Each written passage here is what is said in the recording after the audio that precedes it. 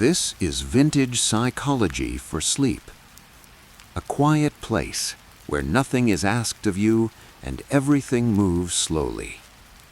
If you find comfort here, you're welcome to return another night. Some listeners choose to subscribe simply so these stories are waiting for them when the day has grown heavy again. And if this quiet place feels helpful, you may leave a gentle mark below so others searching for rest may find their way here too. You don't need to listen closely. You don't need to remember a thing. If sleep arrives early, this story will continue without you. I'll speak softly for a while. Then a story will unfold, and later the voice will soften even more. Tonight's story: The Professor Who Couldn't Stop Fixing Himself. In the quiet hours, when the campus lights dimmed and the corridors of learning surrendered to shadow, there was a man who remained awake long after the world had decided to rest. He was known by day as a professor of careful thought, a man whose lectures moved slowly, deliberately, like a clock that never rushed its own ticking. Students admired his precision. Colleagues trusted his judgment. His handwriting on the chalkboard was neat enough to feel reassuring.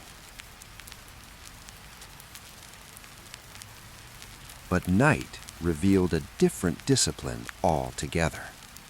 When the books were closed and the house finally fell silent, he turned his attention inward and began correcting himself.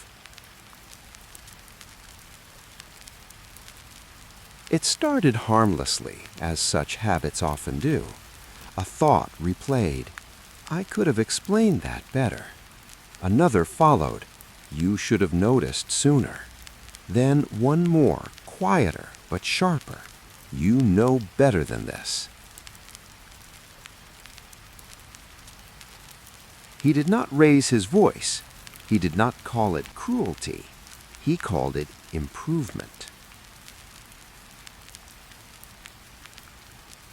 Psychologists once described this impulse as the internal editor, a voice formed early, trained to refine, adjust, and polish the self until it meets some imagined standard of worth.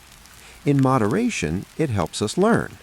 But at night, when the body grows tired, the editor forgets its place. The professor lay in bed each evening as though it were another desk. His mind spread itself open like a draft awaiting revision. Every sentence of the day was reread, every gesture reconsidered. Sleep, meanwhile, waited patiently, just out of reach.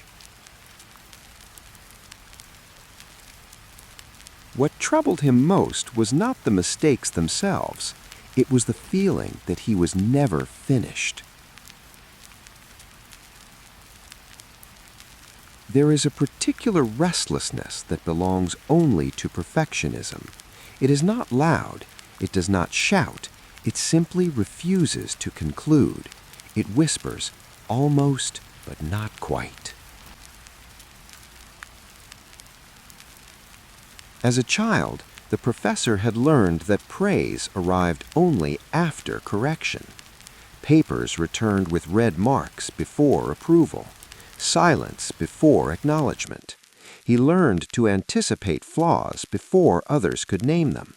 And so he became very good at fixing himself. So good, in fact, that he forgot how to stop. At night, the body grows honest. Muscles loosen. Defenses thin. The mind, relieved of outward responsibility, turns its tools inward. And for those trained to perfect themselves, bedtime becomes a workshop that never closes. One evening, rain pressed softly against the window. each drop unhurried, unconcerned with accuracy. The professor noticed his jaw ached. His shoulders hovered inches above the mattress, as if sleep were something he had to earn. He wondered, briefly, when rest had become conditional. Psychology offers a quiet answer. Self-criticism is often a form of protection, a way to stay ahead of disappointment. If one finds the fault first, perhaps it will hurt less when others do. But the nervous system does not know the difference between an external threat and an internal one. To the body, criticism is still danger. And danger, as the body understands it, is no time for sleep. That night, instead of correcting the thought that arose, "You should be better by now," he did something unfamiliar. He let it sit, untouched. No argument, no improvement plan, no silent punishment, just the thought, drifting, unsupported. It felt wrong at first, like leaving a sentence unfinished, like allowing a smudge to remain on the page. His mind twitched, reaching instinctively for its red pen, but he resisted. What followed surprised him. The thought lost its edge. Without attention, it softened, then faded, like chalk dust brushed gently into the air. This is the core truth hidden within the story. Perfectionism survives on engagement. Self-criticism feeds on response.